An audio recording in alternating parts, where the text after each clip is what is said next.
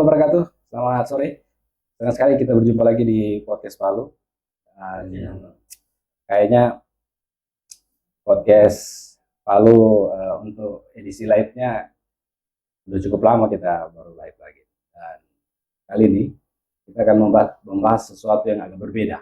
Ini soal hobi, dan hobi ini yang menurut saya adalah hobi yang tidak semua orang bisa masuk di dalam. Karena ada beberapa aturan-aturan yang ketat.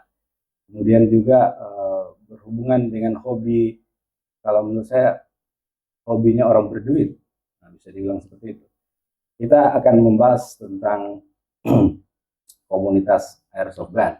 Tapi saya ingin dulu menyampaikan ke teman-teman bahwa live podcast kali ini juga akan kita share ke beberapa teman-teman dan juga ke grup-grup WhatsApp.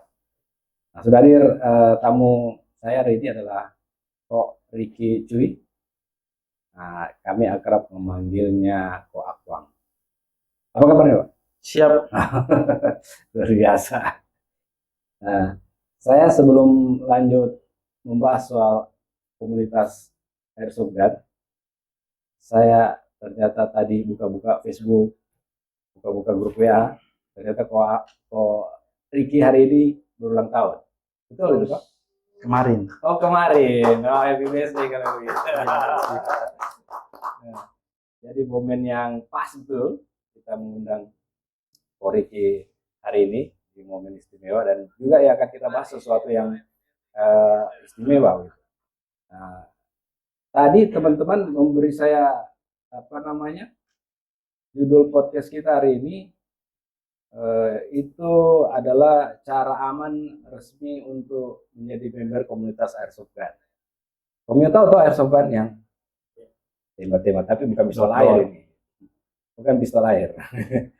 Baik, baik Koriki, saya mau awali dengan sebenarnya airsoft gun itu apa, karena ternyata bahwa banyak orang belum tahu airsoft gun itu komunitas apa.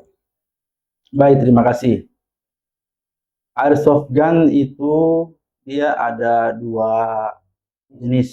Yang pertama namanya airsoft gun, ya. Terus yang berikut adalah air gun. Jadi itu beda. Selama ini kan orang taunya airsoft gun, tapi tidak mengetahui air gun juga ada. Ya, air gun ada. Bedanya apa? Kalau airsoft gun itu pelurunya kita tidak ngomong peluru, kita ngomong BB. Ya, BB. Dia itu bulat, bahannya plastik.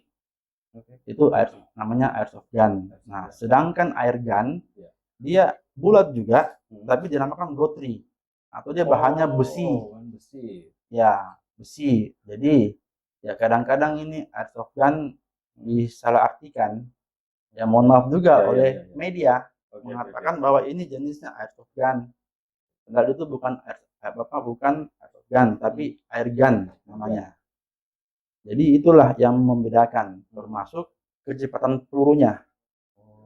Nah, kalau air gun itu dia bisa membunuh. Airsoft gun itu tidak bisa membunuh, hanya bisa melukai. Begitu. Jadi itulah yang membedakan antara airsoft gun dengan air gun, dan juga dari segi gasnya. Oh ya, itu beda. Pelontarnya ya. Iya, kalau air gun, iya. Kalau yang per lagi namanya spring. Lain lagi tuh. Ya, spring. Spring itu menggunakan per. Dan dia tidak menggunakan gas. Dia hanya terfokus pada pernya itu yang nanti bermain. Pelontarnya per. Tapi yang kita gunakan namanya airsoft gun. Dia menggunakan gas, tapi gasnya itu tidak dalam bentuk tabung yang diisi dalam unit. Beda, dia di luar. Hanya saya tadi mau bawa alat, saya lupa bawa alatnya itu. Itu yang membedakan. Kalau dari segi kan barang ini sekarang banyak orang mau masuk di komunitas ini ternyata tidak segampang yang dikira kan. Ada izin-izinnya. Kalau perizinan airsoft gun dan air gun itu beda juga ya? Perizinan airsoft gun dengan air gun beda. Oh, beda juga. Beda ya, karena ada tingkat lalu namanya saya sudah lupa itu. Kalau dari kepolisian itu ada di nama itu kenapa begitu. Kalau airsoft gun dia dipakai untuk ketangkasan atau olahraga. Oh, ya. Itu dipakainya airsoft gun. Di luar dari airgun, airgun kita nggak boleh pakai. Begitu. Dan airgun, mudah-mudahan saya tidak salah, airgun dia itu masuknya di kategori perbakin. Ya betul ya, tahu. Nah, kalau airsoft gun kemungkinan dia di luar. Dia hanya sebuah komunitas. Namanya airsoft gun. Begitu. Ada lagi satu yang sering orang main itu paintball. Nah, paintball itu dia peluru yang berbentuk cat tinta. Oh ya, Jadi kalau ditembak kena baju, bercak-cak itu warna apa, kuning, biru, merah. Nah itu paintball. Tapi paintball kita nggak bisa pakai di airsoft gun karena airsoft gun punya strategi permainan kurang lebih hampir sama dengan militer. Oh gitu. Ya, jarak 20 meter, 30 meter. Berarti kalau di Indonesia diterapkan nanti wajib militer, teman-teman di airsoft gun ini ya sudah punya pengalaman lah begitu ya dalam hal tembak menembak. Ya kalau atas nama NKRI ya semua harus siap. Oh iya. Ya susah kita ini belum tahu tembak ikut wajib militer, tak salah. Awas kaki kepala kena. Ini persoalan baru ini kalau begini. Nah baik, saya mau ke soal komunitas deh. Nah, Koriki salah satu yang saya dengar adalah salah satu masuk dalam salah satu komunitas itu. Nanti disebutkan apa komunitasnya, kemudian bagaimana ceritanya kok Koriki ini mau terlibat atau mau membentuk komunitas ini, karena tidak semua orang punya hobi ini. Airsoft gun itu saya bentuk pertama kali di Kota Palu itu pasca kerusuhan Poso 2010 kalau nggak salah. Nah, teman-teman ngomong ke saya, kamu ini gila ya, ini kita baru kerusuhan Poso ini, baru mau bentuk airsoft gun, nanti dikiranya kita ini teroris yang lagi latihan. Jadi saya coba, saya bentuk komunitasnya karena teman-teman kan pengen main, tapi tidak ada sarananya, tidak ada ruang untuk kita bisa bermain. Dan juga memang alasan saya pada waktu itu bentuk hanya untuk kita hobi. Nah, saya uruslah perizinan itu, ya memang sih susah Pak. Ya, tidak bisa masuk. Tapi ya saya tetap urus, paksa masuk. Gimana caranya? Artinya kita memberikan penjelasan, memberikan edukasi bahwa ini airsoft gun bukanlah seperti yang orang bayangkan bisa membunuh. Nah itu. Ya, itu tadi saya di awal-awal berpikir kan kalau harusnya membantu tembak ini. Ya hanya kan kadang-kadang oknum yang memakainya. Saya dapatnya itu 2010 diizinkan oleh Kodim 1306. Ini yang mendapat izin. Dibentuklah namanya airsoft gun, itu dulu grupnya Tadulako Airsoft Gunners atau TAG. Sampai sekarang masih ada dan dibawa pengawasan oleh Polda. Kalau nggak salah Polda. Iya. Jadi memang kita selama ini bermain itu diawasi oleh Polda. Dan unit pun juga itu tidak disimpan di rumah, simpannya di Polda. Iya. Pada saat kita mau pakai, buat perizinannya, minta surat pakainya ke Polda. Ribet juga ya, bukan sekedar orang bilang mau bawa ke sana kemari. Iya. Jadi bukan berarti kita sudah punya unit, kita bisa tangkap tenteng bawa ke sana, bawa kemari, nggak bisa juga. Tetap ada aturannya. Berarti dia memang cuman bisa diambil kalau mau latihan atau mau bermain. Ya. Di saat kita mau bermain, mau latihan, atau mau ikut jet event, lapor. Itu wajib. Komunitas Tadulako ini bisa dibilang pertama kan? Tadulako Airsoft Gunners itu yang pertama kali saya bentuk 2010.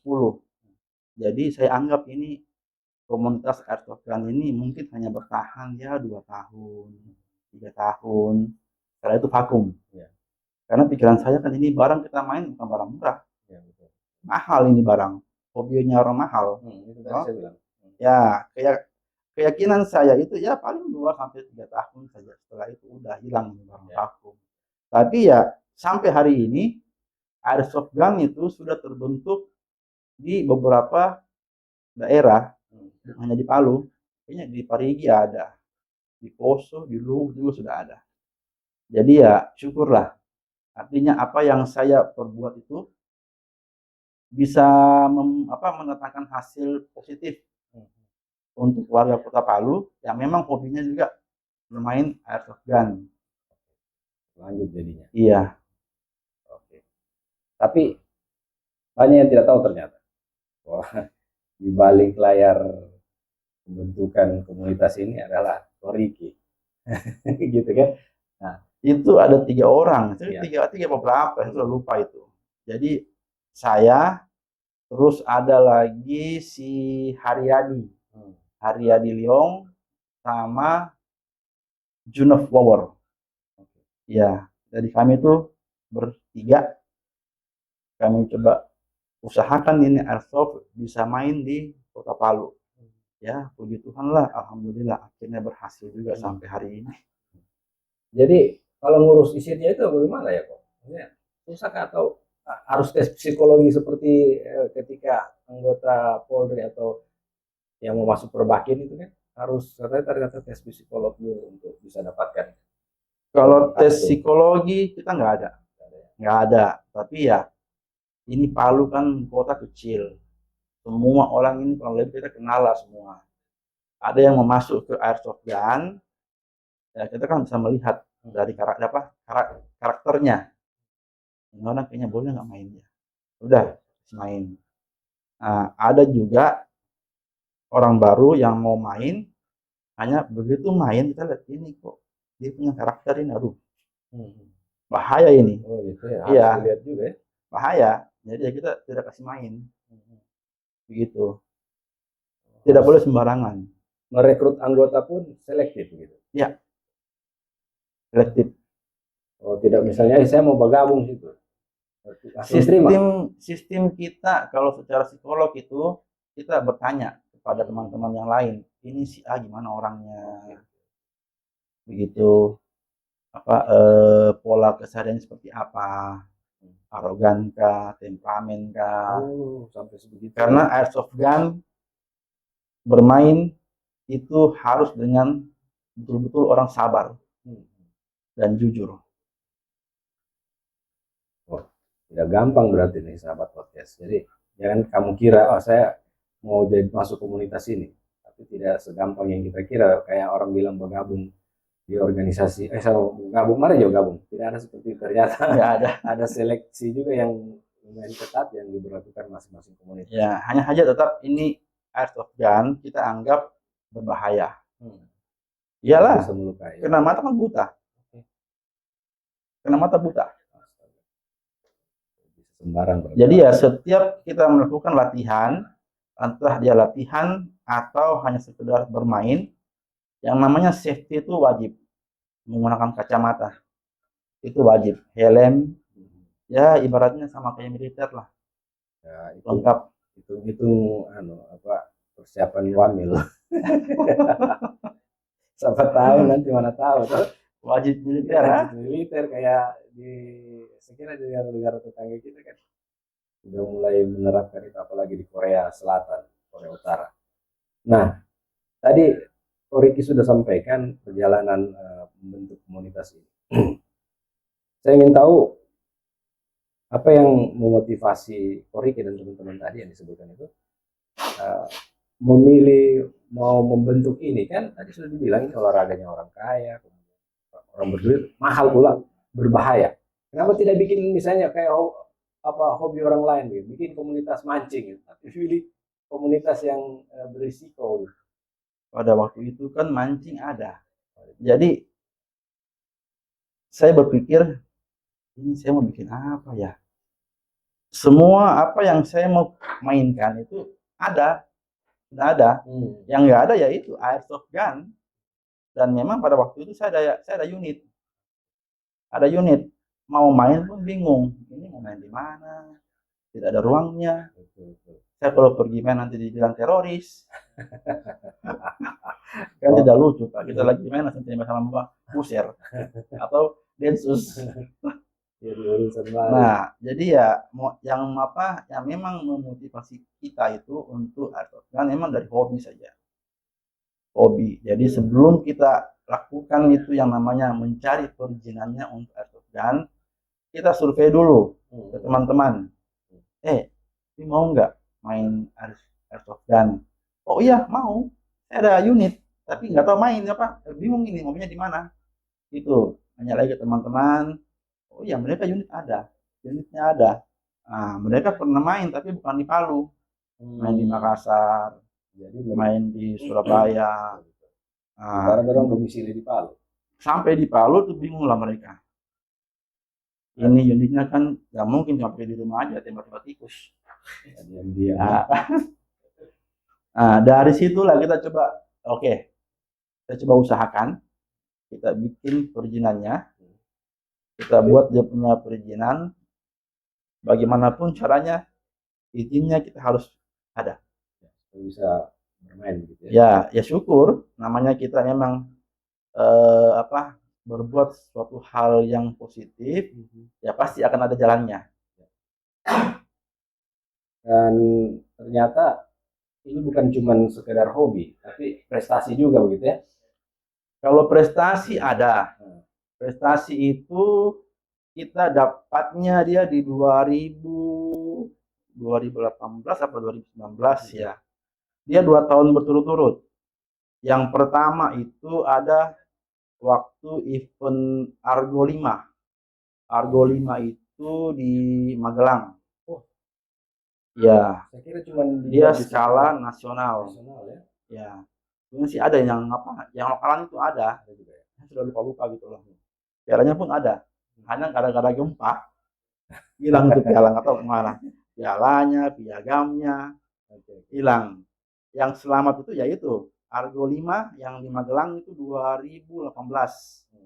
Argo 5. Kalau dia Argo 5 itu Argo 5 yang 2018 kita dapatnya juara 1 umum kalau nggak salah. Iya. 2018 Argo 5 itu juara umum se-Indonesia. Mewakili Palu gitu. Iya, mewakili Sulawesi Tengah itu juara 1 nasional 2018 Argo 5. Dia di kategori 5 lawan 5, 5 on 5. Itu termasuk kita mendapat tim terbaik dan pemain terbaik. Jadi kategorinya itu juara umum, terus tim terbaik dan pemain terbaik se-nasional. 2019 kita kembali ikut, itu dapat lagi juara 1 nasional. Ya, berarti bisa ini sebenarnya prestasinya banyak sih, cuma tidak terlalu terekspos ya. Ini pialanya. Hanya mungkin tidak bisa diangkat ini. Besar sekali ini piala. Ya. Kalau piala pialanya 2 ini. Wah, sampai segitunya prestasinya. Tapi sementara ini belum dimasukkan dalam lomba ini ya. Ya, tingkat kayak PON, Prapon. Kalau untuk PON saya sih sudah tidak terlalu ikut ya, nggak tahu apakah masuk atau tidak. Karena airsoft gun kan dia masuk kategori Formi. Oh, tetap dia masuk juga sebenarnya. Iya, jadi dia tidak masuk di KONI. Masuknya di Formi. Federasi Olahraga Rekreasi. Ya. Nah, itu di Formi. Ya. Tapi kalau untuk di PON saya nggak tahu ya. Tapi tetap dia dimasukkan dalam event nasional gitu ya. Iya. Hanya mungkin skalanya itu yang buat dari Formi. Kalau Koriki dapatkan data bahwa setelah Koriki membentuk komunitas Tadulako tadi, adakah komunitas lain lagi yang terbentuk? Banyak. Sekitar berapa sekarang sudah di Palu? Yang seingat saya itu selain TAG ada PIMEK. Ada PIMEK, terus ada SCAR. Terus ada lagi beberapa, hanya sudah tidak ingat saya. Oh, lumayan lah. Kayaknya 5 apa 6 ya. Hmm. 5 klub atau 6 klub itu yang ada. Jadi komunitas-komunitas ini pernah bertemu kah dalam satu event tertentu atau diskusi? Apakah istilahnya kopi darat mungkin latihan bersama? Ada juga. Ada ya. Saya waktu masih ikut 2015 kayaknya. Itu masih ada ya. Nah, kan saya sudah vakum karena terbentur dengan aktivitas. Jadi saya sudah tidak lagi di airsoft gun. Hanya mereka ya mungkin masih main sampai hari ini juga masih jalan, gabung. Artinya itu kalau gabung itu GO namanya, Joint Operation. Jadi kita main bareng semua antar klub.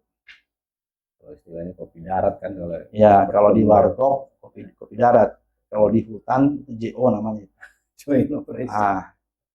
Nah, di Sebelas Tengah ini kan sudah banyak gitu, seperti Koriki sampaikan tadi ada beberapa komunitas gitu.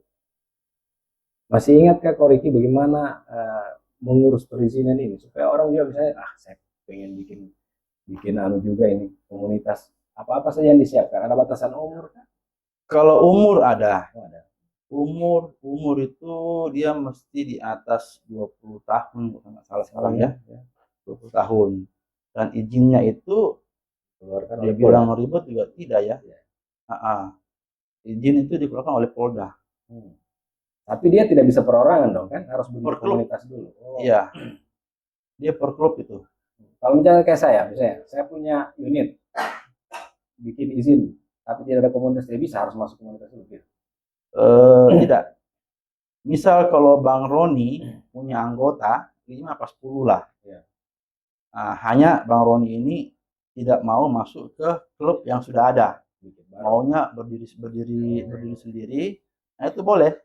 Ajukan saja, nanti akan dibantu oleh federasinya. Kan ada juga namanya FAI. Ada FAI, terus ada Porgasi, ada UBU. UBU apa Abu. Nah, nanti mereka yang bantu juga follow up untuk perizinannya. Berarti dia bisa dong kalau misalnya saya punya terus kamu bikin sendiri pribadi. Bisa bikin grupnya, yaitu ada apa? Masih itu ada dia punya. Tapi harus ada berapa orang dulu anggota, tidak boleh sendiri. Kalau sendiri mau main sama siapa? Nah, itu dia. Karena kemungkinan kan orang berpikir, saya pergi di sana ada yang tawari misalnya, saya beli saja. Saya beli tapi coba mengurus izinnya, tapi sendiri nanti tidak bisa diizinkan. Nggak bisa. Harus bentuk komunitas dulu. Nah itu. Kalau tidak mau repot, ya sudah maksudnya ke klub yang ada. Gitu. Masuk ke klub yang sudah berdiri. Kan sekarang banyak yang unit orang tawar-tawarkan itu kan. Pikirnya setelah dapat unit tanpa masuk komunitas kemudian tidak ada izin, ya sudah bebas saya bawa ke sana kemarin. Tapi ternyata ya, Koriki sudah jelaskan tidak bisa sembarang bawa itu. Ya coba-coba saja bawa. Itu kena pidana apa ya? Darurat bisa ya? Darurat bisa karena kan dianggap membawa sajam. Senjata yang bisa melukai. Iya. Nah ini edukasi juga buat sahabat podcast dan teman-teman lain, bahwa Anda yang mungkin ditawari unit airsoft gun atau air gun, hati-hati. Jadi bukan sembarang beli ini, dikasih beli aja sapunya. Sorry ya. Sana kemari. Unit airsoft gun itu semua sudah terdata dan punya nomor seri. Jadi kalau misal unit saya bawa ini, tapi kedapatan ditangkap oleh polisi atau tentara, itu unit ada nomor serinya itu unit itu. Jadi dia ketahuan, oh ini punyanya si ini. Kalau unit yang tidak terdaftar, nah itu dianggap ilegal. Nah itu dia. Hati-hati membeli juga ya, harus didaftar juga itu. Jadi jangan sembarang ada orang berjual, karena terus terang saya pernah ditawari orang gitu. Ya. Karena saya lihat, nasuli juga ini, pistol ini. Sekarang kan banyak apa ya kalau saya bilang, sekarang kan banyak kasus kriminal loh, pembegalan, perampokan, warung-warung bawa semacam sempi, lalu itu airsoft gun. Ketika dia ditangkap, unitnya itu akan diperiksa. ini punya nomor seri enggak? Iya. Kalau semisal ada nomor serinya, oh dari grup ini dia, Nah, jadi tahu. tangkap orangnya. Angkat dulu, siapa tahu barangnya dicuri juga. Ya, tapi kalau tidak punya nomor, yang ini barang ilegal. Oh, langsung itu. Udah langsung sel. Langsung kena undang-undang darurat. Berarti tidak bisa sembarang. Kita lihat orang olahraga begitu yang menawari itu bisa sembarang dibeli. Jadi sahabat podcast hati-hati, jangan bujuk rayu beli apa, tidak ada izinnya. Terlantar ada razia ditangkap. Maka saudara masuklah di penjara gara-gara bawa senjata tajam dan sejenis airsoft Kan gun. sekarang sudah banyak yang kena tangkap. Banyak ya. Banyak. Begitu. Ya apa kalau kita bilang ya, ajang gaya-gaya, bawa senjata orang bilang kayak pistol, ya kan, dinawi awas busir itu. Padahal kita tahu ini semua sudah diatur dalam undang-undang. Kita kan bisa lihat yang mana asli, yang mana bukan asli, apa? Yang mana senjata asli, yang mana airsoft gun. Yang bikin beda itu dibawanya dia. Kita pegang pantatnya itu kita lihat. Kalau dia ada lubang, nah itu airsoft gun namanya. Oh iya. Untuk isi gasnya.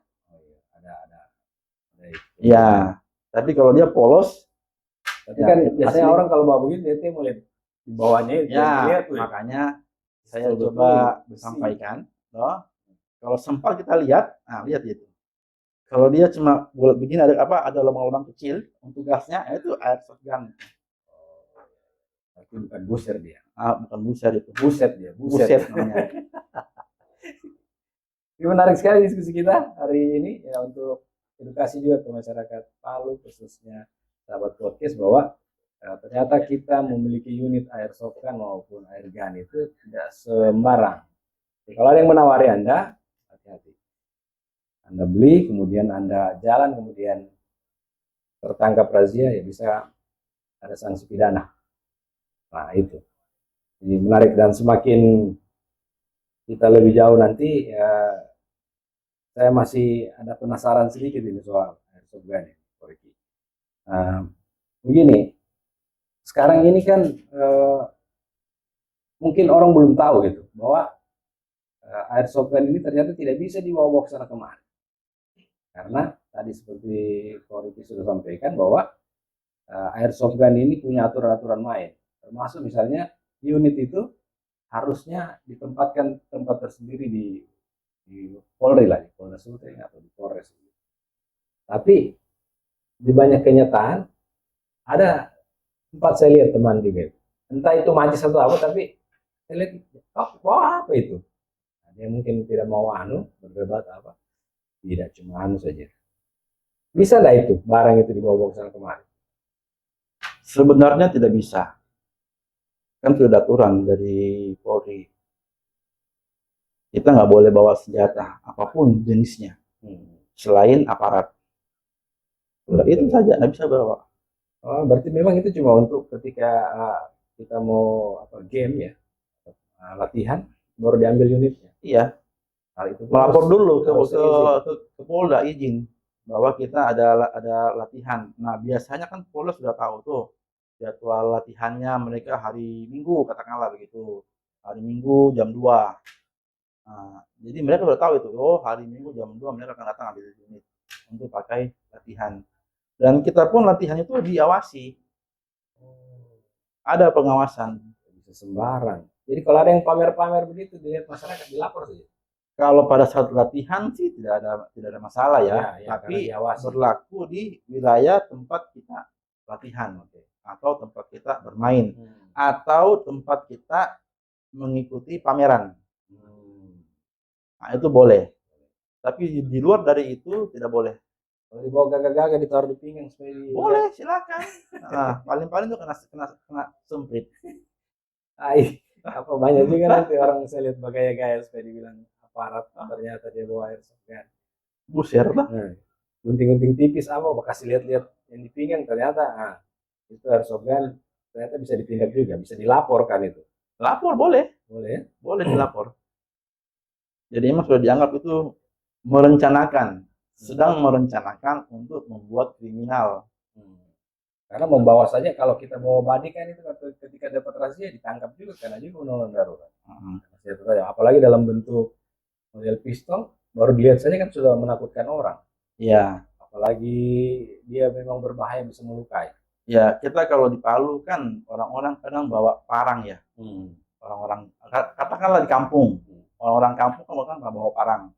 Nah, parang kan dipakai untuk sawah. Iya, betul. Nah, tapi kalau you bawa pistol, pakai untuk apa? Tidak mungkin pakai bawa paras pistol. Pakai apa? Ditahan. Mau kenapa dibawa ini? Pakai mau kebun. Pakai mau kebun ini, Pak. Tadi Bapak kasih lolos orang bawa parang. Ini memang mau bawa paras, pistol dipakai bawa parang. Ya, langsung logika saya kira. Jadi sahabat podcast ya itu. Jadi tidak bisa sembarang-sembarang. Kalau kamu punya di rumah, jangan memang bawa keluar, dapat tangkap nanti. Oke, baik.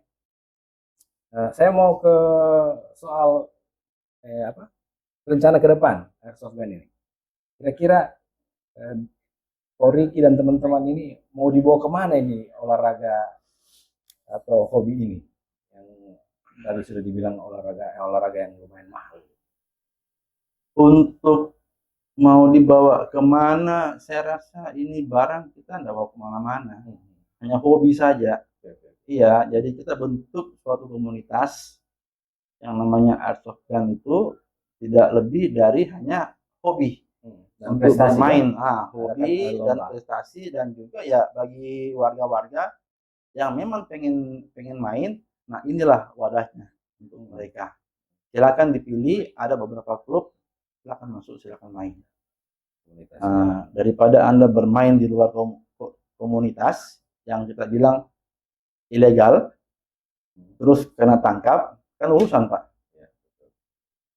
Urusan lagi, kamu siapa, berapa orang, klubnya apa. Kalau Riki lihat mendapatkan unit itu apakah sebebas yang penjualan online itu, Kak? Apakah bisa sebebas itu untuk membeli? Atau unit dijual secara bebas. Secara bebas. Tapi pastinya si penjual itu juga punya izin. Begitu, si penjual pasti sudah memiliki izin untuk menjual unit itu. Begitu. Jadi tidak mungkin mereka jual barang tapi tidak ada izin. Dan ini barang dikirim.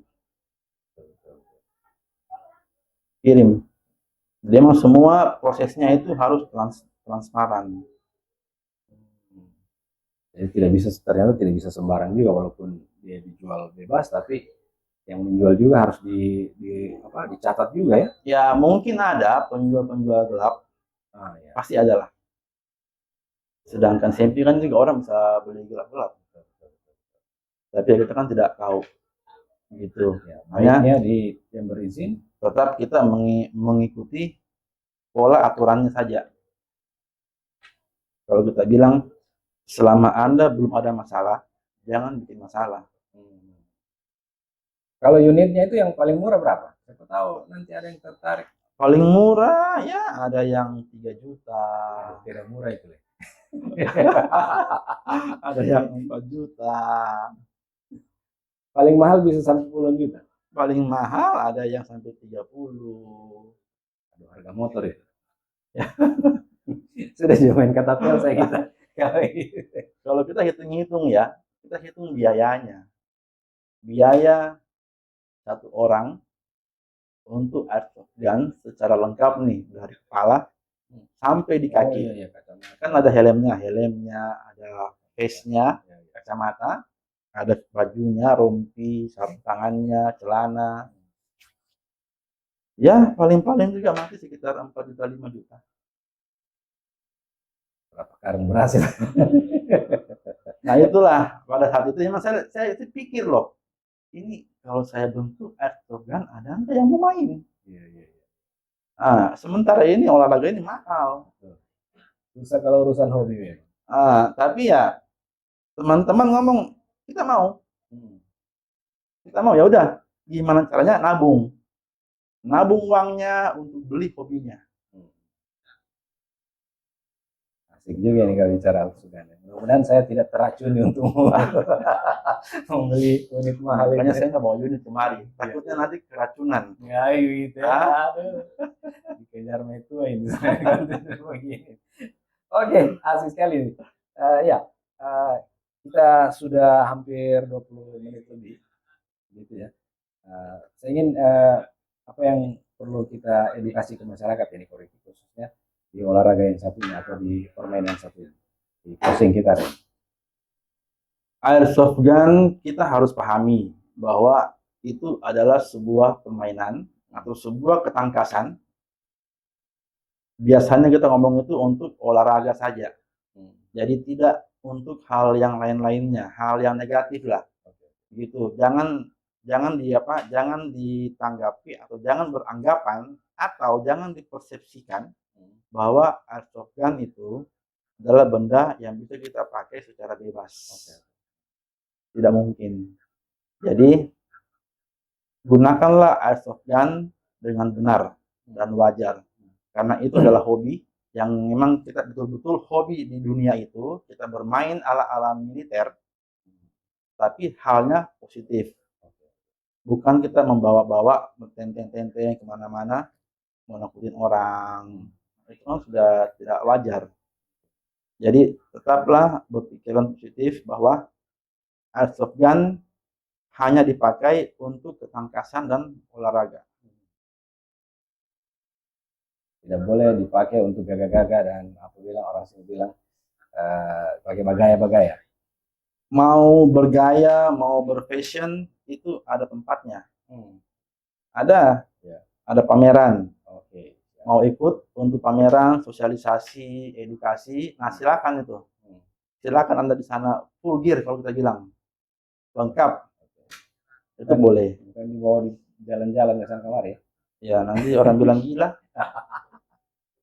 Oke, Ricky. Saya punya satu apa ya bisa dibilang, bukan sih semacam closing dari Koreki, tapi sudah berapa komunitas di Palu? Bisa ratusan? Belum sampai. Belum sampai. Sulawesi Tengah, saya kalau nggak salah belum sampai 10 ya. 6 apa 7. 5 apa 7.